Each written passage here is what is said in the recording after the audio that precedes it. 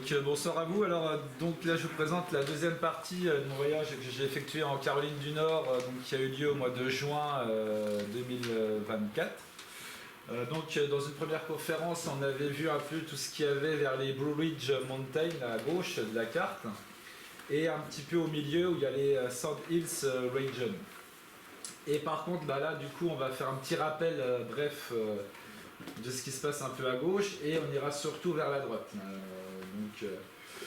Quasiment voilà, toute la coastal plain jusqu'en haut un peu. Donc la Caroline du Nord, c'est situé au sud-est des États-Unis. Il y a un peu plus de 10 millions d'habitants dans cet État. Donc Riley est la capitale d'État et Charlotte la ville la plus peuplée. Et c'est l'une des 13 premières colonies qui fondèrent les États-Unis d'Amérique. Alors là, donc on est à la Eva Chandler Heritage Preserve, donc c'est en Caroline du Sud par contre. Donc c'est une réserve qui fait 1,21 km². Et c'est un lieu de rencontre de deux plaques tectoniques. Alors là, on a un milieu de Cataract Bog, donc c'est le milieu en fait que vous avez tout à gauche entre les affleurements d'eau et la strate herbacée. Voilà, donc ça fait 1 mètre, 1,50 m de large, à peu près. Donc c'est un milieu, donc c'est une tourbière en fait de cataracte, et c'est une communauté écologique qui est rare, donc qui est formée d'un ruisseau permanent qui s'écoule sur du granit. Donc la tourbière, c'est une zone étroite et linéaire à côté du ruisseau. Elle est en partie ombrée par les arbres et les arbustes qui forment les communautés végétales adjacentes. Donc c'est une communauté qui est fragile, et on en trouve dans le sud des Appalaches entre 370 mètres d'altitude et 730 mètres. Et donc dans ces Cataract Bog, vous avez Sarracenia rubra sous-espèce Genesi. Donc c'est une plante insectivore de 60 cm de haut. Et donc c'est les acidies les plus hautes et les plus étroites de toutes les autres sous-espèces. Donc on la trouve que sur 10 stations en Caroline du Nord et du Sud. Donc elle est inscrite sur l'annexe 1 de la Convention de Washington et sur la liste américaine des plantes en danger et menacées.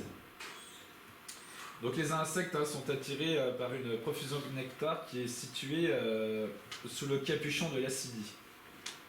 Donc là vous avez un détail de la plante. Et non loin de cette réserve, vous avez la Ashmore Heritage Preserve, donc toujours en Caroline du Sud. Donc c'est une réserve de 5000 m². Donc c'est quasiment sur la même route que Eva Chandler Heritage Preserve. Donc vous avez un lac. Et donc différentes plantes. Donc là vous avez Euphorbia corolata. Donc c'est une vivace qui peut atteindre 1 mètre de haut avec un port buissonnant. Des feuilles qui sont composées de 5 bractées blanches rondes en forme de pétales, et au centre de minuscules parties mâles et femelles. Donc la plante exsude donc une sève laiteuse blanche quand elle est cassée. Donc elle fleurit de juin à septembre. Et on va la trouver sur les terres sèches et mésiques. Donc ces mésiques, c'est les habitats à humidité moyenne, le long des sentiers des routes forestières de l'est au centre des États-Unis. Elle est présente un peu partout, sauf sur les côtes. Alors là, donc une plante qu'on connaît, le Liatris spicata. Donc c'est une vivace issue d'un corme, donc c'est un organe souterrain, donc qui a tige unique et dressée. Les feuilles inférieures sont en forme de lance, et les médianes et supérieures plus étroites et plus courtes. Donc c'est une plante, les fleurs sont réunies dans un épi dense et compact, et la plante en mesure de 40 cm à 1,20 m. Donc on va la trouver à l'est de l'Amérique du Nord, du Québec à la Floride. Donc elle vit dans les savanes plates, humides, et les têtes de cours d'eau à eau noire. Donc là vous avez le détail des fleurs. Donc quelques insectes, donc le Celitenus fasciata, c'est une libellule qu'on va trouver autour des bassins, des lacs à eau claire, et on va la trouver à l'est des États-Unis. Et vous avez les tortues, donc le Chrysalis picta. C'est une des tortues qui est la plus répandue d'Amérique du Nord. Donc à pas confondre avec la tortue de Floride, c'est pas pareil. Donc elle, on la trouve dans les points d'eau stagnantes du sud du Canada à la Louisiane.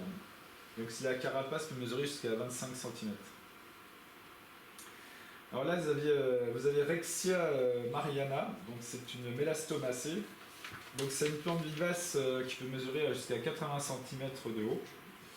Les fleurs sont violettes à rose pâle et on la trouve dans les pinèdes humides, les prairies humides ainsi que sur les abords de marais, en général sur sol acide, glaiseux ou sableux.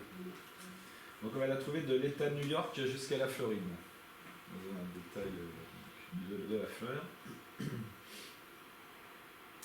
Alors là, vous avez Chimnerock, donc c'est le drapeau, on le voit à gauche, dans le premier tiers gauche. Aux États-Unis, là-bas. Ouais, c'est le drapeau américain, et donc ça donne ça de plus près. Donc c'est un parc de quelques kilomètres carrés, donc c'est un monolithe de granit de 96 mètres de haut, qui offre des vues sur le parc et ses alentours. Alors c'était une propriété privée de 1902 à 2007, et c'était racheté par l'État de Caroline du Nord donc en 2007. Là vous avez la vue qui est plutôt sympathique. Donc là on est à Wendo Savannah, donc là on passe à l'est. Donc c'est toujours en Caroline du Sud, donc c'est une savane de pins palustres, Pinus palustris, donc qui est entretenue par le feu, et on dénombre 399 espèces de plantes sur 5 hectares de terrain. Donc là vous avez donc la savane. Et voilà, donc avec les plantes plus en détail qu'on peut rencontrer. Donc on voit de la Sarracenia flava, celle qu'on a vu avant, du Rexia. Donc on avait Hippomea pendurata, donc c'est une vivace herbacée issue d'une grosse racine tubéreuse, donc avec une tige rampante ou légèrement volubile. Donc elle, on va la trouver donc de l'Ontario au centre de la Floride, dans les dunes, les forêts, les terrains boisés secs, ainsi que les talus de route et les zones perturbées. Alors là, vous avez Coreopsis linifolia. Donc c'est une plante de 50 cm à 1 mètre, qui fleurit de juin à octobre. On va la trouver dans les savanes de pins humides, ainsi que les pentes d'infiltration dans les plaines côtières de la côte est de la Virginie au Texas. Donc là vous avez Ludwigia virgata, donc c'est une nonacracée, donc c'est une vivace de 30 à 60 cm de haut, avec des fleurs jaunes qui fleurit de mi-juin à début septembre. Les sépales, les sépales recourbés, elles poussent en général c'est les premières plantes qui poussent après un incendie. Donc elle vit dans les forêts humides de pins palustres, dans les savanes, les marges de sources de cours d'eau, ainsi que dans les pentes d'infiltration. Donc on va la trouver sur toute la plaine côtière du sud-est. Voilà. Donc détail de la fleur. Alors aussi il y a quelques papillons, donc un Papilio troilius, donc c'est un papillon de 7-10 cm. Donc la chenille vit sur les sassafras, les lyriodendrons, les Magnolia virginiana. Donc c'est un papillon qu'on va trouver du sud-est du Canada et à l'est des États-Unis. Donc un autre Rexia, celui-là c'est Aliphanus, donc lui il va mesurer de 50 cm à 1 mètre. Donc il a des feuilles vert-bleu avec 3 nervures bien visibles, avec des fleurs roses. Donc les étamines et les anthères sont jaunes et courbés. Et le fruit est une capsule qui s'évase du milieu jusqu'en haut. Donc quasiment chez tous les Rexiens, c'est le même fruit. Donc c'est une plante caractéristique des Sand Hills. Donc les Sand Hills en fait c'est une bande, c'est un écosystème qu'on va trouver en Caroline du Nord, du Sud et en Géorgie. Alors lui, on va le trouver sur les bords humides de cours d'eau, les pentes d'infiltration, au sud-est des États-Unis. Alors là, vous avez une petite araignée, la Peucetia viridans. C'est l'araignée lynx, c'est une araignée qui fait 2 cm de longueur. Donc elle chasse à l'affût, elle bondit sur sa proie. Donc on va la trouver au sud des États-Unis, au Mexique, en Amérique centrale et aux Caraïbes. Donc là, elle était sur un pavillon de Sarracenia flava. Donc encore une plante carnivore, donc là il y en a quand même quelques-unes. Donc c'est une plante carnivore qui mesure de 30 cm à 1 mètre. Voilà, c'est une de celles que j'ai vues le plus souvent en Caroline du Nord. Hein. Donc les fleurs sont à 5 pétales jaunes. Bon, moi, quand je suis arrivé, elles étaient déjà défleuries. Et elle pousse aussi donc, dans les terres brûlées. Hein. C'est vraiment important pour elle que les pinettes soient brûlées. Donc on va la trouver dans les pentes d'infiltration, les marges de retenue d'eau, sur toute la plaine côtière du sud-est de la Virginie au nord-ouest de la Floride, ainsi qu'au sud-ouest de l'Alabama. Donc c'est une espèce qui compte de nombreuses sous-espèces, hein. Il y en a au moins 8. De la Sarracenia minor. Voilà, donc, alors là, c'est une plante de 25-50 cm avec donc de couleur verte qui est teintée de rouge vers la tête. Il y a des taches blanches sur les parties supérieures qui font office de fenêtres pour les insectes. Avec un capuchon qui est fortement recourbé. Donc on va la trouver dans les savanes, les pentes sointantes, les tourbières, sur toute la plaine côtière du sud-est. Donc ça, c'est des photos qu'on a déjà vues à la première conférence, mais je voulais quand même vous les montrer pour ceux qui n'étaient pas là. Donc là, c'est Green Swamp, donc ça veut dire marais vert. C'est une réserve de 4,5 km carrés. Donc c'est une savane de pins qui est aussi entretenue par le feu. Donc là, vous avez un étang à l'entrée, donc vous avez un petit sentier qui, voilà, on chemine, ça fait une boucle. Et donc on a la Sarracenia purpurea. Voilà, donc c'est une plante qui est très abondante aux États-Unis. Donc on la trouve énormément en Caroline du Nord, du Sud, jusqu'au Canada. Donc il y a aussi 2 stations en Suisse. Elle a été naturalisée en Suisse. On peut la trouver là-bas. Donc les insectes, ils tombent dans le liquide, ils sont digérés par des enzymes. Et donc après, le clou du voyage, c'était cette plante. Donc en fait, moi j'étais allé au congrès mondial des plantes carnivores à Nancy en 2023.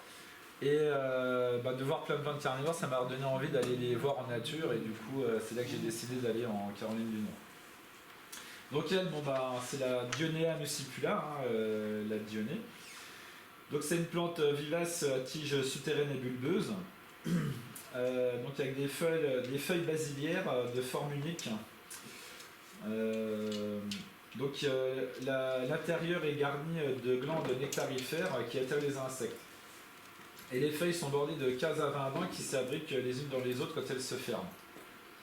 On remarque aussi qu'on voit 3 poils à gauche et à droite, donc ce sont des poils sensitifs. Il suffit qu'un insecte en touche 2 sur 3 pour que le piège se referme, et assez rapidement. Donc voilà, elle est fermée. Donc on va la trouver dans les savanes humides, les sointements de dunes, et elle pousse souvent entourée d'herbes, donc dans des sols très acides, de 3,5 à 4,9 de pH. Donc là vous avez la fleur et les graines. Donc là vraiment on avait tout le cycle de la plante. Donc c'est une plante qu'on va trouver en Caroline du Nord et du Sud, sur une bande de 100 km autour de Wilmington. Et il faut 7 ans pour arriver de graine à graine. Donc c'est une plante aussi qui supporte très bien les incendies. Alors là on est à Sewee Shell Ring, donc alors en fait on voit au milieu, vous voyez une zone plus claire là, donc ça c'est des amas de coquilles d'huîtres en fait, que les Amérindiens, donc les autochtones, ont fait au fur et à mesure des années, donc ce sont des tas de coquilles d'huîtres, des coquillages aussi, qui datent de 4000 à 800 ans en arrière. C'est dans les parties grises, là, enfin, marron. En fait, oui, alors après il y a des monticules, après ça s'est érodé avec le temps, mais là donc c'était un qui était encore visible. Donc là c'est quand même un petit monticule de coquillage. Voilà, là on voit les huîtres sur le côté. Et donc c'est un des, entre guillemets, un des gisements les plus anciens des États-Unis. En fait, en gros, c'était un peu une décharge, quoi. Une décharge propre. Ah, de décharge de coquilles, quoi. Donc là, on trouve Borichia frutescens, donc une astéracée, qui est une vivace aux tiges très ramifiées, densément couverte de poils gris, avec des feuilles succulentes grises-vertes. Donc les fleurs ressemblent à celles des marguerites, les fleurs sont aux extrémités des branches. Donc elle, on va la trouver au sud-est de l'Amérique du Nord, sur les côtes, dans les marais salés et saumâtres, ainsi que dans les vasières et les rivages perturbés par les marées. Alors il y avait des petites bêtes aussi, donc un crabe, c'est du Uca pugilator, le crabe violoncelliste. Donc c'est le mâle qui possède la pince la plus longue, il s'en sert pour livrer bataille lors des parades nuptiales. Alors lui on va le trouver à l'est de l'Amérique du Nord jusqu'au golfe du Mexique. Donc là vous avez le Quercus virginiana, donc le chêne de Virginie, c'est un des chênes emblématiques de toute cette côte, on le trouve beaucoup. Donc c'est un chêne qui a des feuilles subpersistantes, c'est-à-dire qu'il se renouvelle au printemps suivant, différent de marcescent où les feuilles flétrissent et tombent au printemps. Alors c'est un chêne au port étalé qui peut mesurer de 15 à 35 mètres de haut, donc ça c'est la suite de la première qu'on a vue. Donc lui on va le trouver au sud-est des États-Unis, sur tout le littoral et jusqu'à 100 km dans les terres. Son bois est dur et résistant. Voilà, donc là vous avez un détail des feuilles. Donc c'est un arbre qui est résistant au feu, aux ouragans et aux inondations occasionnelles, ainsi qu'aux brouillards salins et à la salinité modérée du sol. Robuste. Voilà. Alors là, donc une plante assez sympa, qui n'était pas en fleurs, c'est l'Erythrenia herbacea. Donc une plante herbacée à semi-ligneuse qui peut pousser jusqu'à 5 mètres de haut, et sinon c'est plutôt 1,20 m s'il gèle. Donc elle fait des pousses d'1,20 m dans l'année. Donc la tige est munie d'épines avec des feuilles de 15-20 cm et des fleurs tubulées rouge vif. Donc on va la trouver au sud-est des États-Unis ainsi qu'au nord-est du Mexique. Donc en général sur sol sableux. Donc elle vit dans les bois ouverts, les clairières et les zones perturbées. Donc c'est aussi une plante qui est tolérante au sel. Et la plante contient de nombreux alcaloïdes toxiques, et malgré ça elle était très utilisée par les Amérindiens en médecine. Alors là donc il y avait dans cette forêt le sabal palmetto, donc un palmier, qu'on appelle en français le chou palmiste. Alors c'est un palmier qui peut atteindre 20 mètres de haut, avec un stipe gris crevassé, longtemps couvert par les bases pétiolaires. Le pétiole peut atteindre 2 mètres de long, et les feuilles mesurent jusqu'à 1,50 m de large. Donc lui, on va le trouver sur les sols humides, dans les bois clairs, ainsi que dans les dunes, le long des rivières, ainsi que dans les zones humides et inondées. Et donc lui, on va le trouver du sud-est des États-Unis jusqu'en Amérique centrale. Donc là, vous avez un exemplaire un peu plus gros, et on voit bien les vestiges en bas de la tige. Donc lui, il est aussi assez tolérant au sel, et il peut résister à moins 10 degrés. Donc c'est l'emblème du drapeau de la Floride et de la Caroline du Sud. Alors c'est un peu galère pour marcher dans cette forêt parce qu'il y avait beaucoup d'araignées comme ça, et leurs toiles sont très résistantes. Donc en gros je marchais comme ça. Voilà, la main, parce que là on s'en prenait plein la figure. Voilà, donc 1 ou 2 araignées dans les cheveux, bon ça va, mes cheveux sont pas trop longs, ça allait. Mais bon, voilà. Ça piquait pas? Bah non, ça va. Donc c'est une araignée très abondante près des côtes, donc avec une femelle qui est, donc là c'est une femelle qui est quand même assez grande, de 2,3 cm, et le mâle 5,8 mm. Voilà. Donc là vous avez de l'autre côté. Donc on va la trouver en Caroline du Nord jusqu'au Texas. Et donc sa soie est très résistante, elle est utilisée pour la fabrication de gilets pare-balles.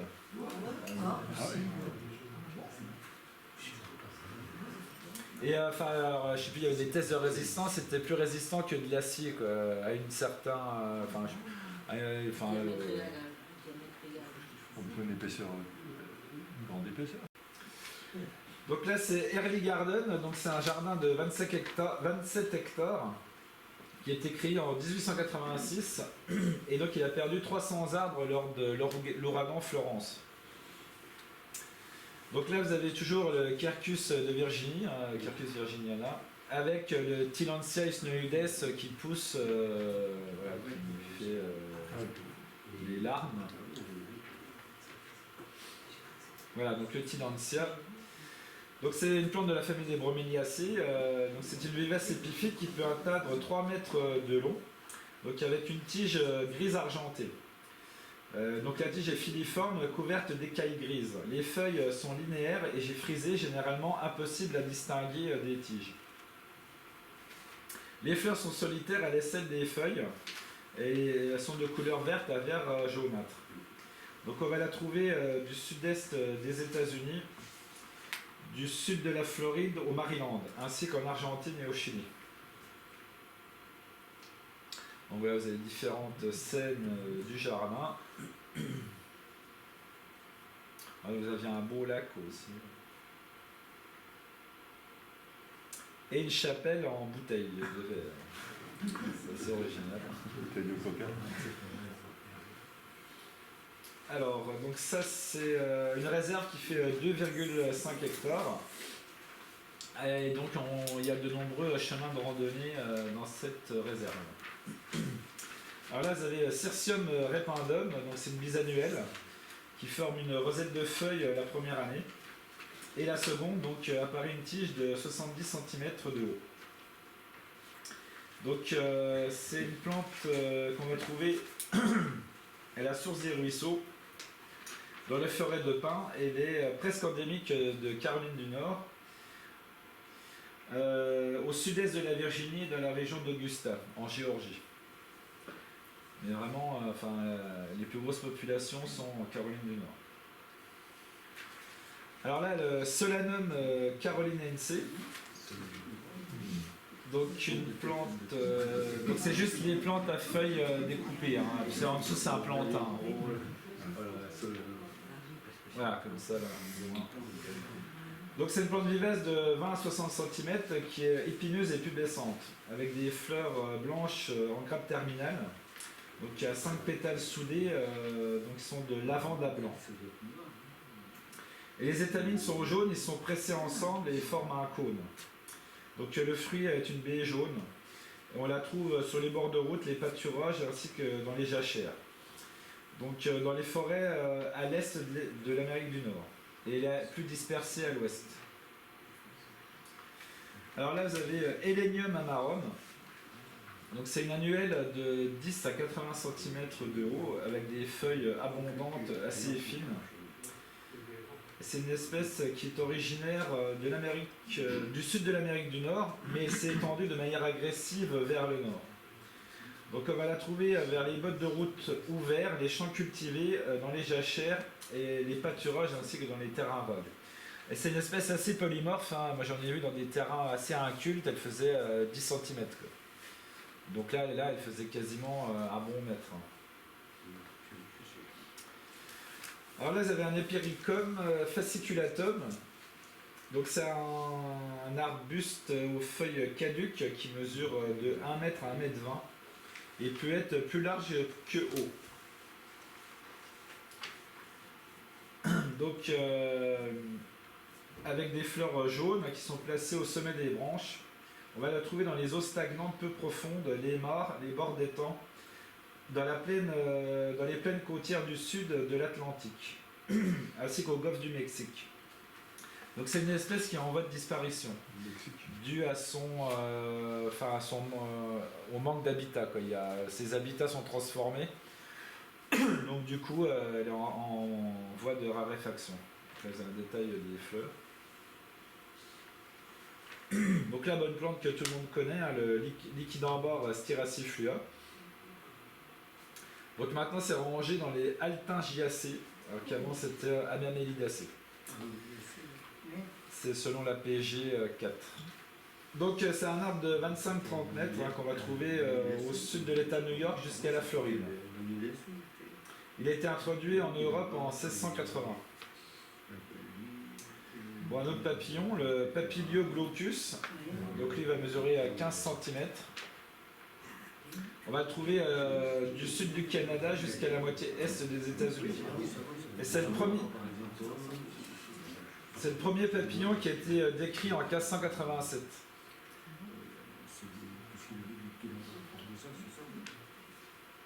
Donc là vous avez Polygala cruciata, donc polygalacée, donc c'est une annuelle de 10 à 45 cm. Donc c'est une plante vraiment, enfin on la voit de loin. Donc les fleurs sont tubulées et donc c'est une plante qui fleurit de juin à septembre qu'on va trouver dans les pentes d'infiltration, les tourbières à Sarracenia et les marges de tête de cours d'eau. Donc sur la plaine côtière du sud-est de la Virginie jusqu'au centre de la Floride. Alors là vous avez Asclepias rubra. On va voir le détail des fleurs. Donc c'est une vivace qui mesure de 50 cm à 1 mètre. Donc avec des fleurs disposées en grappes arrondies, des fleurs violettes rosées et qui sont parfumées, un parfum assez épicé. Donc c'est une plante qui est en raréfaction due à la perte d'habitat, donc aussi à la suppression des incendies et à la conversion d'habitat en étang ou en culture. Donc on la trouve sur sol marécageux humide, des pentes d'infiltration, les savanes à Sarracenia. Donc sur la plaine côtière du sud-est de l'État de New York jusqu'au nord de la Floride. Alors là, donc, vous avez Drosera capillaris. Donc c'est une plante qui ressemble énormément à la nôtre, Rotundifolia. On fait les insectes. Voilà, donc une autre plante insectivore. On fait les insectes. Donc ça c'est donc avant celle qu'on a vue, donc il y a les Sarracenia, c'est des pièges passifs, il n'y a aucune action. Dionée, piège actif, donc ça se ferme. Et là c'est semi-actif. En fait au bout de quelques heures, la feuille s'enroule sur l'insecte. Donc c'est des pièges à glu. Voilà, donc c'est une plante qui est beaucoup plus petite que Drosera rotundifolia. Et elle ne vit pas dans les mêmes conditions. Donc elle, vraiment, on peut la trouver dans des sols très très sableux, 100% sable. Du moment que c'est humide, elle poussera. Alors elle, on va la trouver donc, dans les savanes de pin, sur la plaine côtière du sud-est. En détail. Donc du Maryland jusqu'au sud de la Floride. Et aussi elle est dispersée dans une grande partie des régions néotropicales. Donc du Mexique à la Terre de Feu ainsi que dans les Antilles.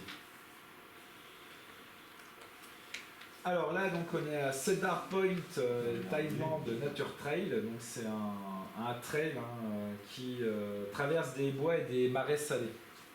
Donc là vous avez un crabe, donc arboricole quand il est adulte. Donc les jeunes vivent dans l'eau, dans la mer, et les adultes, eux, ils vivent sur les arbres.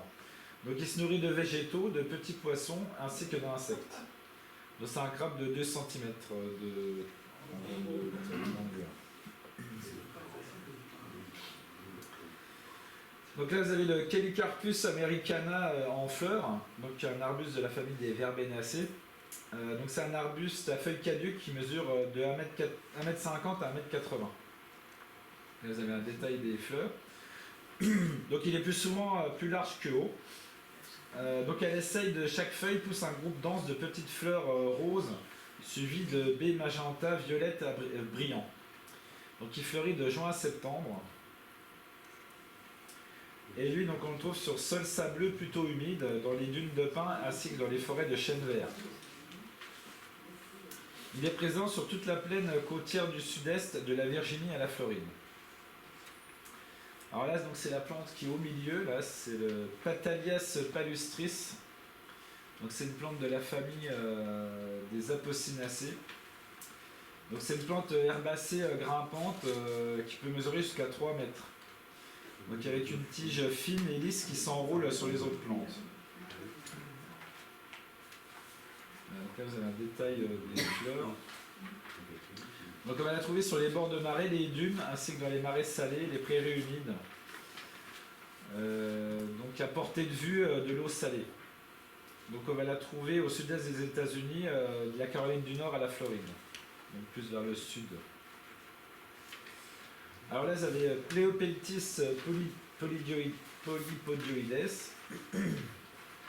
Donc c'est une fougère épiphyte qui a de longs rhizomes qui se développent le long des fissures étroites dans les sillons des écorces des arbres. Donc elle a la capacité de se déshydrater en cas de grosse sécheresse. On va la trouver sur le corps sud-est des États-Unis ainsi qu'au Mexique, au Guatemala. Donc dans de nombreux milieux forestiers, ainsi que sur les rochers et les corniches ombragées.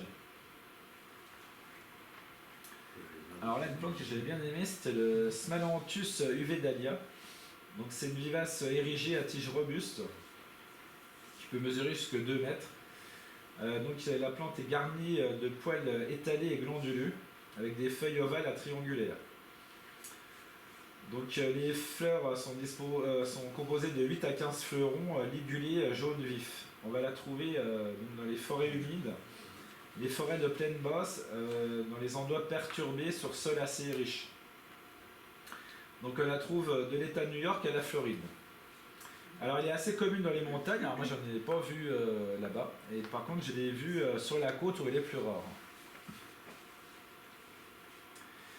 Donc là, un autre jardin, Elizabethan Garden. Donc c'est un jardin d'agrément qui a été inauguré en 1960, qui a été dédié à la reine Elisabeth Ier, donc la reine d'Angleterre, donc à l'époque, de très longtemps.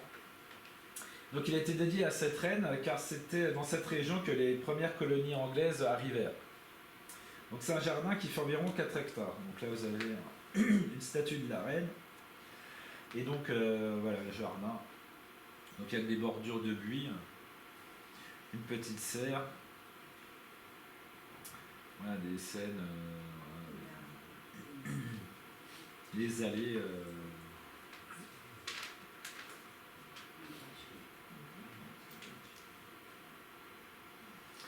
Donc là les arbres c'est des, enfin au premier plan c'est des, enfin les touffes là c'est de la Gestreunia indica. Après. Voilà. Donc là vous avez les Lagestroenia, donc c'est un arbuste de 6 mètres. Donc ceux-là ils avaient quand même des gros troncs, ils étaient quand même, je pense qu'ils étaient assez vieux. Donc c'est un arbuste originaire de Chine et du Japon avec des fleurs de couleur rose ou blanche qui fleurissent en paniculation. Là vous avez le bois.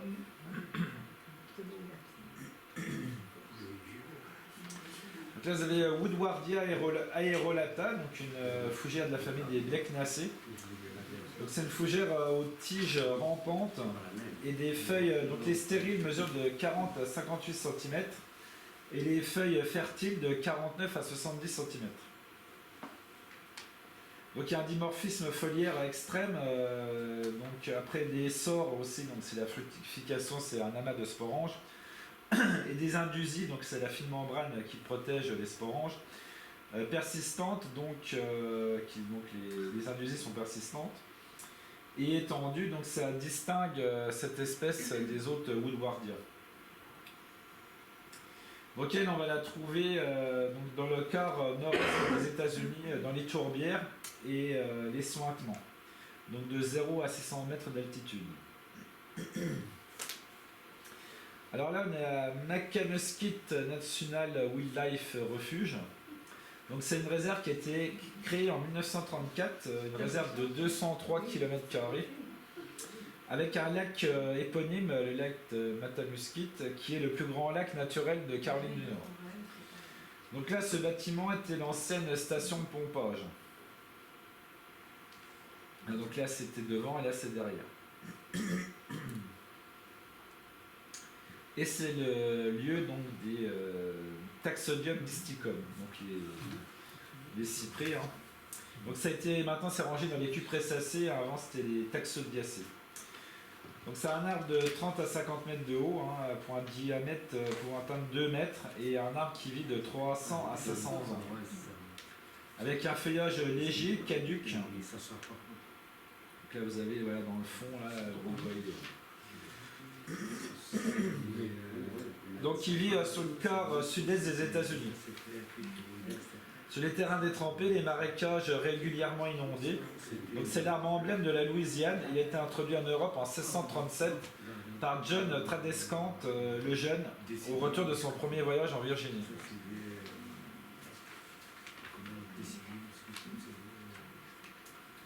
Donc là vous avez un détail des troncs et des pneumatophores, donc on y reviendra. Et là un détail des feuilles.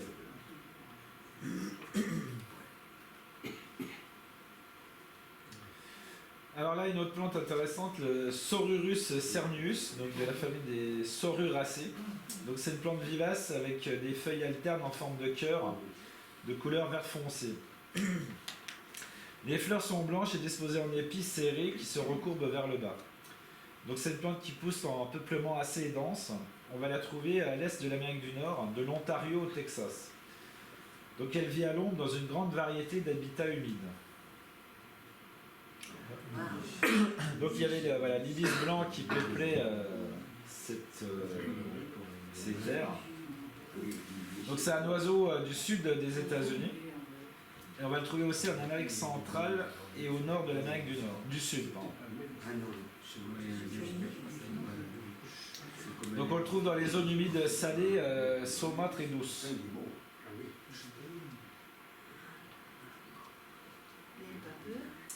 Ah bah j'étais loin. Donc, ah non, il avait juste planté son bec dans un bébé.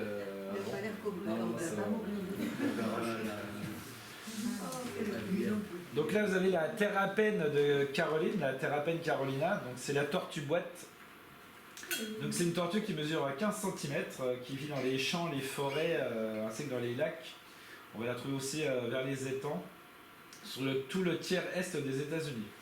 Donc c'est une tortue omnivore à tendance carnivore, qui peut vivre plus de 120 ans. Et la chance qu'elle a, c'est que sa fonction reproductrice ne diminue pas avec l'âge. Jusqu'à 120 ans, elle peut se reproduire. Et si on en mange, c'est pareil. Je sais pas, j'ai pas essayé. Voilà. Donc ça peut faire rêver. Donc là on arrive à Body Island Lighthouse. Donc c'est un phare qui a été construit en 1872. Il a été électrifié en 1932. Donc il veille sur les eaux traîtresses qui est surnommé le cimetière de l'Atlantique, où de nombreux bateaux s'échouèrent à cet endroit. Donc on peut visiter, on peut aller tout en haut du phare. Voilà, donc il y avait quelques personnes. Et là donc, vous avez une plante, une belle malvacée, Costelletskia pentacarpos. Donc c'est une plante vivace à tiges ramifiées, donc avec des feuilles plutôt triangulaires de 10 cm de long sur 5 de large, et des fleurs qui sont présentes au sommet des tiges, qui sont composées de 5 pétales arrondis de couleur rose. Donc on va la trouver dans les marais littoraux et saumâtres, dans les marais d'eau douce à marée.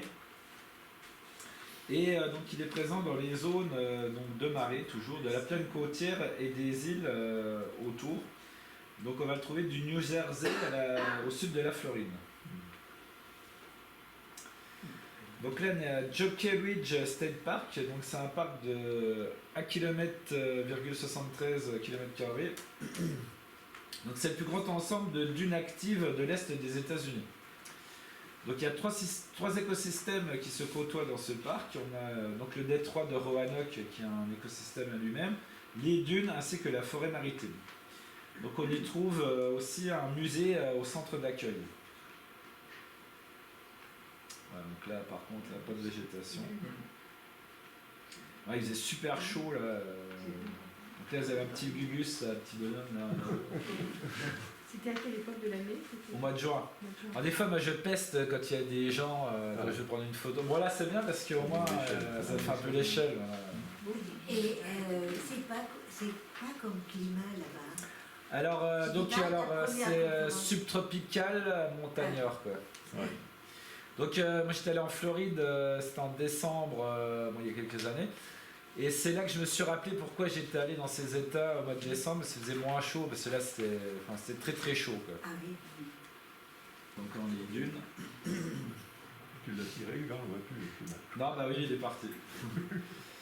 Alors là on est à Merchants Mill Pond, donc c'est un parc donc de 14 km² et qu'on peut visiter en canoë, bon je l'ai pas fait, et on peut y croiser des alligators. Et donc là dans l'eau c'est un tapis de lentilles en fait. Donc il y a toujours des taxodium, des sticum. C'est pas ce qui se cache. C'est pas ce qui se cache. Non. Voilà, donc là vous avez le tronc donc, du taxodium. Voilà, donc vous avez le décor. Et là donc les pneumatophores. Donc, alors c'est les pneumatophores, donc ils peuvent atteindre jusqu'à 1,70 m de haut quand même, et ils fournissent l'oxygène au système racinaire immergé et une meilleure stabilisation et un meilleur ancrage de l'arbre dans le sol. Voilà, donc l'utilité donc des pneumatophores. Alors là, une belle petite araignée, Gasteracantha cancreformis. Donc c'est une araignée qu'on va trouver en Amérique du Nord ainsi qu'en Amérique du Sud et en Amérique centrale. Oh, la taille 2-3 cm. Alors là on est au J.C. Ralston Arboretum, donc c'est près de la capitale. C'est un arboretum de 4 hectares qui contient 6000 taxons. Il a été créé en 1975 par un horticulteur professeur du nom de James Chester Ralston. Donc c'était pour servir de laboratoire vivant aux étudiants ainsi qu'aux professeurs de l'université de l'État de Caroline du Nord. L'entrée est gratuite, il y a de nombreuses collections d'érables, d'Aesculus, de Berberis, de conifères, de Mahonia, de Nandina et bien d'autres plantes. Alors, donc ça c'était le dernier jour et en fait aussi il y avait un musée d'art en général, autant contemporain qu'ancien. Et c'était gratuit aussi, il y a énormément de musées en Caroline du Nord qui sont gratuits. Tous les parcs aussi étaient gratuits. Contrairement à la côte ouest où tout est payant, là tout est gratuit. Donc ça c'est bien. Pour ceux qui ont des petits budgets, ça devait être intéressant. Donc voilà, alors vous avez un peu de décor, donc avec des grandes allées. Avec la partie arborée du jardin et les plates-bandes. Là vous avez des plates-bandes d'essai où voilà, ils essayent des nouvelles plantes assez souvent. Voilà, donc c'est beaucoup d'horticulteurs américains qui leur donnent des plantes et qui peuvent faire pousser, voir ce que ça donne en culture. C'est pas rapporté pour le Luxembourg. Alors nous à l'époque on avait des carrés de culture qui ont été des carrés comme ça d'expérimentation qui ont été abandonnés. On retient les invasives aussi. Donc là voilà une allée avec donc on remarque à gauche et à droite agave ovatifolia que voici. Donc c'est une agave qui peut atteindre 2 mètres d'envergure, qui résiste à moins 15 et qui provient de Nuevo León au nord-est du Mexique. On va la trouver entre 1100 et 2200 mètres d'altitude. Alors là j'avais un Lagestroemia forieri Fantasy, donc c'est un... Oui, le tronc est sympathique. Oui. Donc dans les années 50, John Creech de l'US National Arboretum a récolté des graines de la Gestrorania sur l'île de Yakushima au Japon. Et une variante de SMI a donné naissance à Fantasy. Donc J.C. Ralston a baptisé Fantasy en raison de sa forme inhabituelle, dressée et évasée. Donc c'est le type hein, quasiment, c'est ce qui a servi à faire la description. Donc là, bon, là c'est un peu horticole, hein. Vous avez un Ligustrum sinense Sunshine, donc c'est un troène d'1,50 m à 2 mètres avec un feuillage doré, hein, persistant, et qui résiste à moins 20 degrés. Donc là, celui-là il claque, hein. Ça claque de loin. Hein. Alors vous aviez quand même un semblant de rocaille jardin. Donc là c'est pareil, enfin, à part des cactus, des yuccas, il n'y a pas grand chose qui pousse. Hein. Bon, là une autre rocaille. C'est chez Madame Anaïs. Donc là vous avez yucca carnerosana là, au milieu. Et là, c'était le grand. Et le grand, donc là, yucca thomsoniana. Donc c'est une espèce qui est assez proche de Rostrata. Donc lui on va le trouver donc, au Texas et dans les états de Chihuahua, Coahuila au Mexique. Donc il peut atteindre 5 mètres et c'est un yucca qui tolère mieux l'humidité que Rostrata.